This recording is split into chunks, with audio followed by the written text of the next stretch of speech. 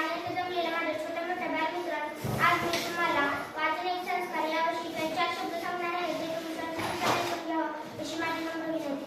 वाचाल तर वाचाल, ज्ञान मिळेल तर यशस्वी व्हाल. वाचाल तर वाचाल या वाक्यामध्ये आपल्याला वाचनाचे महत्त्व कळते.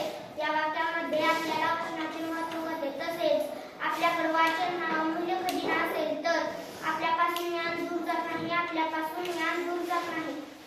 डॉक्टर बाबासाहेब आंबेडकर यांच्या वाचाल तर वाचाल हा अमूल्य विचार आपल्या सर्वांसाठी मोलाचा आहे. आपल्या सर्वांसाठी मोलाचा आहे. ज्ञान आणि वाचन हे या दोघांचे खूप जवळचे नाते आहे. या दोघांचे खूप जवळचे नाते आहे. वाचनाच्या सवयीमुळे माणसाच्या आयुष्यात घट होत नाही. माणसाच्या आयुष्यात घट होत नाही. माणूस आणि वाचन या दोघांचे खूप जवळचे नाते आहे.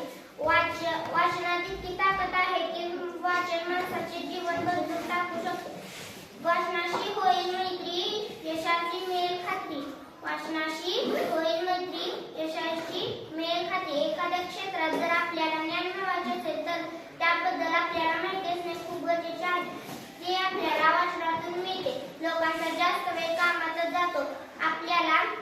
वाचनामुळे आपण आपले विचार, मुद्दे एकमेकांना व्यवस्थित समजावून सांगू शकतो. वाचनामुळे आपल्या